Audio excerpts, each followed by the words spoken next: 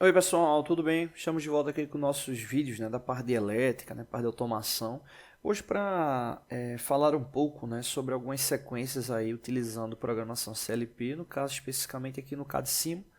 Esse é o CADSIMO versão 4.0, tem o link dele aí para baixar na descrição do canal.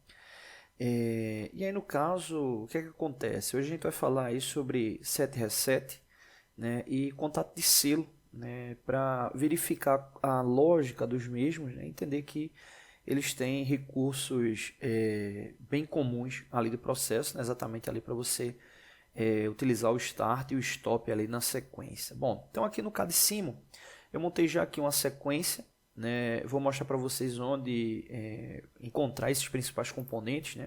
Aqui no caso, do lado direito, eu montei uma lógica referente à montagem de um CLP, seria uma relação ali digital. A montagem desse CLP, que seria uma relação padrão, geral, você vem aqui no IO, e tem aqui a parte de entradas digitais, que é esse DI, e tem logo aqui ao lado a parte de saídas digitais. E aí no caso você pode estar configurando eles de acordo com a lógica e utilizando quantas entradas e saídas quiser, desde que obviamente você fique atento ali com o endereçamento. Como assim? Quando você dá um duplo clique em cada caixinha dessa, ele aparece lá uma relação aqui de nome, que é exatamente para referenciar a entrada dele. Então veja que aqui padrão ele vem com I0.0. Veja que no que eu configurei aqui ao lado, eu coloquei eles como de I1 até I6, eu precisei utilizar 6 entradas digitais, e as saídas a mesma lógica. Eu coloquei eles Q1, Q2 e Q3, precisei só de 3 saídas. Você dá um duplo clique na saída digital também, vai aparecer lá o que? Você pode montar graficamente da forma como está aqui, e aí só ficar atento com essa relação aqui da alimentação, do mesmo. No caso, não precisa colocar um valor referente à fonte. Por exemplo, se você fosse utilizar, por exemplo, o módulo do logo que tem aqui no CADSIMO, observa que ele fisicamente ele precisa da alimentação, tanto do positivo como do negativo, para poder alimentar o mesmo. E na saída dele, já que a saída relé, ele entra o positivo, vem o elemento ali de saída, a sinaleira, a solenoide, e ele segue lá para o negativo. Então, esses elementos na ligação do CLP digital não precisa.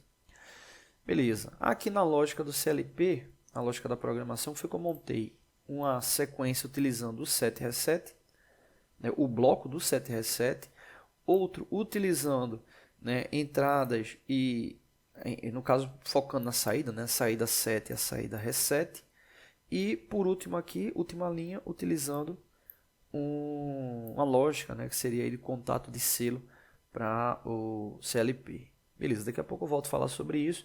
Aí eu criei aqui do lado uma sequência só com a questão das botoeiras, ali para você pressionar ali o start e stop. Essas botoeiras indicativas você vai encontrar na parte aqui, obviamente, de botoeiras. É o primeiro elemento, quando você clica, ele já simula ali como se fosse uma botoeira. Só qual detalhe? Você tem que ficar muito atento porque ele tem que estar vinculado a um elemento específico lá no software. E aí essas 6 botoeiras aqui, elas estão vinculadas às 6 botoeiras que estão aqui na entrada do CLP digital. Então veja que vai de B0 até B5, não coloquei lá iniciando do B1, comecei iniciando do B0, e aqui dá para observar também que vai do B0 até o B5, então nesse caso aí 6 botoeiras. Então, exemplo, essa botoeira B0, ela está vinculada a essa B0, essa B1, a essa B1 e assim sucessivamente. Beleza? Questão aqui do texto, do retângulo, tá tudo aqui ao lado, é só você selecionar, bem intuitivo. Falando aqui sobre a parte da programação, para você fazer a programação, só vim aqui na parte ladder, aqui no caso está como linguagem ladder. No CADSIMO você pode ter tanto programação em bloco como graph-set também. Então aqui na linguagem ladder tem os componentes. Veja que tem que montar esse esqueminha aqui, e é muito importante que você coloque essa indicação aqui do positivo e do negativo para alimentar eles, tá bom? Aqui duas entradas normais, abertas, aqui uma saída também normal, que seria entrada contato aberto, contato invertido, né, barrado. Aqui a saída normal e aqui o set reset, que seriam esses dois aqui. E esse bloco aqui do set reset é esse primeiro aqui. Então é só clicar, mover ele que você faz ali a inserção do mesmo. Bom, vamos aqui para a simulação. Apertei aqui o play. Primeiro explicando aqui a questão do bloco do set reset, né? Então, quando eu pressionar B0, que está alimentando I1, veja que esse contato está marcado como I1, ele está um contato aberto, então o que é que vai acontecer com ele? Ele vai fechar, né? Então, quando ele fechar, será o set, ele vai mandar um sinal de saída ali para Q1, né? Ou seja, Q1 está marcado aqui. Então, é essa lâmpada aqui, essa sinaleira. E eu não preciso, que no caso está com uma botoeira de pulso, eu não preciso ficar pressionando ou utilizar uma chave, né, de retenção. Basta pressionar que ele já vai já manter o sinal ali na saída, né? Então isso aí é a grande funcionalidade do bloco set reset. E aí no caso, para eu cancelar a saída, basta eu pressionar I2, observa que tem aqui o R do reset, ele vai cancelar lá o elemento da saída, né? E aí no caso, como eles estão vinculados aqui às botoeiras, eu posso fazer a comutação daqui, né? Veja que eu apertei aqui B0, né, pulso, ele deixou setado lá Q1, a lâmpada está ali piscando, e a maneira de eu parar ela é apertando aqui o stop, né? Ele reseta lá o elemento, né? Eu posso também simular aqui pelo CLP clicando sem problema nenhum. Então B0 ela está lá ativada, B1 ele cancela lá o mesmo.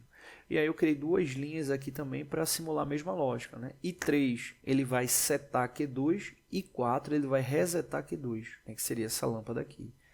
Então, se eu pressionar B2, que está marcado aqui como I3, né, ele vai fechar esse contato e vai deixar aquela saída com a memória fixa ali ativada, mesmo sem eu ficar pressionando ela, no caso aqui com uma botoeira de pulso. Então, quando eu pressionar B2, vi que ele vai marcar a mesma, e aí no caso, o único jeito de eu cancelar ela é apertando ali o reset, que seria o B3, que está marcando aqui 4, observa que está um contato aberto aqui para I4.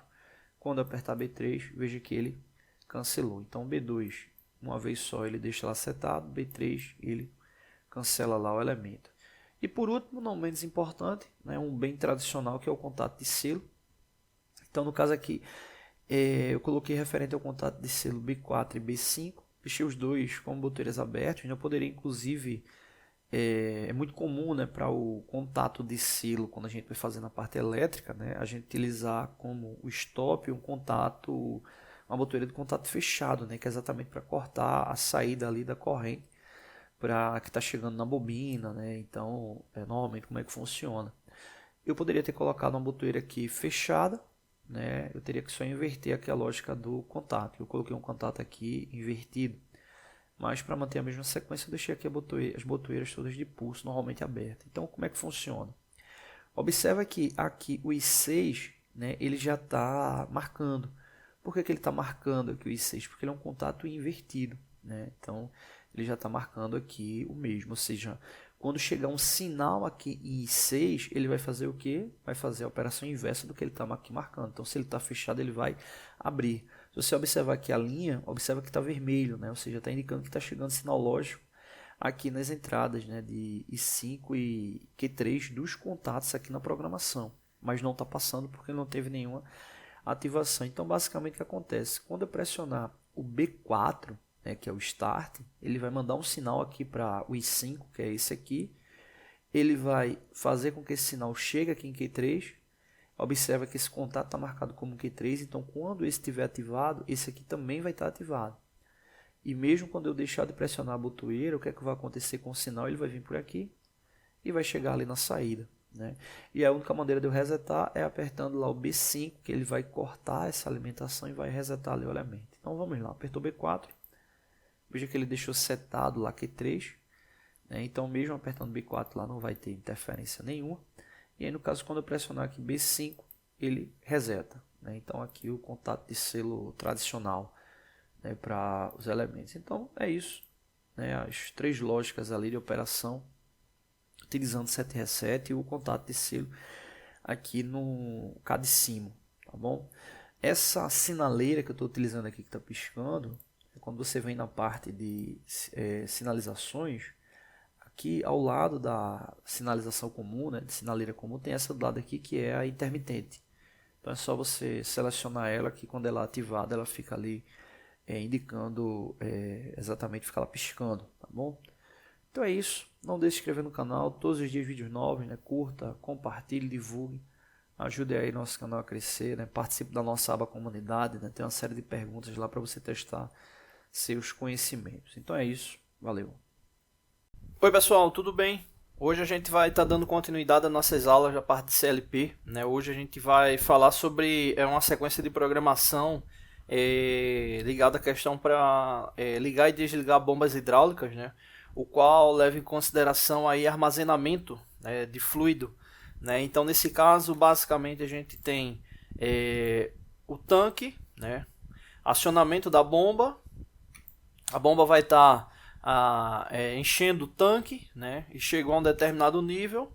Quando chegar a um determinado nível, vai atingir o nível de fluido máximo e ele vai estar desligando a bomba. Então a bomba ela vai poder desligar duas maneiras: ou direto no comando, né? Ou seja, levando em consideração uma botoeira, né? Então a gente vai poder estar desligando ela diretamente pelo comando ou pelo sensor de nível, né? Então são essas duas maneiras. Então vamos dar uma olhadinha na programação para ver como é que fica essa sequência. O programa ele é simples, né? Vocês podem observar aqui está uma programação em ladder, né? Aqui um comando para ligar a bomba, um comando para desligar a bomba e outro comando aqui de nível máximo, né? Então todos eles na mesma linha para o acionamento da saída Q1, que é justamente para acionar o motor da bomba hidráulica, né? Então esses três eles estão ligados a essa questão para a saída, para a saída, né, do CLP, e nesse caso está ligando ou desligando a alimentação do motor, né? Fora essa sequência aqui, deixou aqui um contato de selo, já que o elemento para ligar a bomba, né, vamos dar só uma olhada aqui, o elemento para ligar a bomba, ele está como um botão de pulso, né? Então vocês podem observar aqui que ele está marcado aqui como botão de pulso, né? Então como ele está com botão de pulso, ele vai dar um pulso, vai ter a passagem da corrente, e aí nesse caso, quando tiver a passagem da corrente, que ele alimentar, ativar a bomba, né?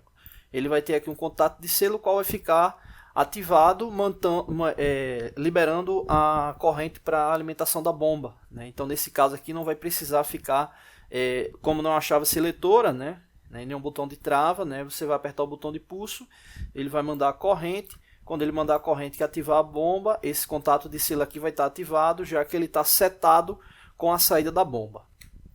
Bom, vamos simular aqui para verificar como é que ele vai funcionar, né? Vocês observarem aqui, a gente tem aqui I1, I2 e I3, são os três elementos de comando, né? Onde a gente tem I1, né, o start da bomba, a gente tem I2, questão do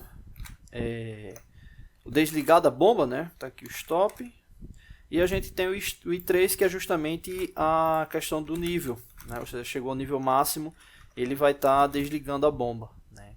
E aqui o Q1 identificando a saída da bomba, né? Ou seja, para alimentação da bomba, né? Então, quando acionar aqui o I1, vou acionar ele aqui embaixo. Quando acionar aqui o I1, observa que a bomba ele está acionada, né? Observa aqui que a luzinha está identificando que a alimentação dela está ativada. Você observa que não tem pulso aqui no I1, mas ela está ativada porque o contato de selo Q1 aqui foi ativado. E ele está setado com a saída, né, da bomba. Então nesse caso aí, a bomba está ligada, então com isso o nível, né, do tanque ele está enchendo, né? Então se você quiser desligar ela antes de chegar no nível máximo, é só vir aqui no desligar a bomba, que aí ele vai cortar a alimentação, né, aqui da saída do contato de selo, e a bomba vai desligar. Você pode observar aqui que ele vai desligar.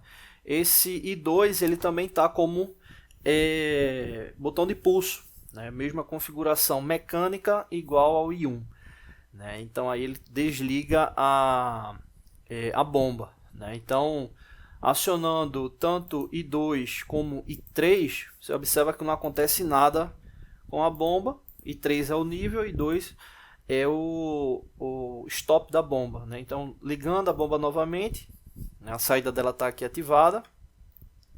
E agora ela pode parar também, como eu expliquei para vocês, por meio do nível, né? Chegando ao nível máximo. Então, ela chegando ao nível máximo, ele também desativa a bomba, né? Então, desativa a bomba e aí finaliza a sequência do fluxo, né? Bom, esse é o esquema, né, aí para bomba hidráulica, né, a questão de estar desligando a bomba hidráulica ou ligando, né, a gente pode incrementar mais funções nele, né, como o I3, a gente pode estar deixando esse I3 aqui, ele como ele está aqui como botão de pulso, mas a gente pode colocar para ele como chave, né, o qual, enquanto o sensor estiver ativado, né, ou seja, enquanto o nível estiver ativado, ele fica lá com a chave ativada. Quando o nível diminuir, ele pode voltar a funcionar para estar alimentando a corrente, né, que chega no motor e, consequentemente, está ligando a bomba.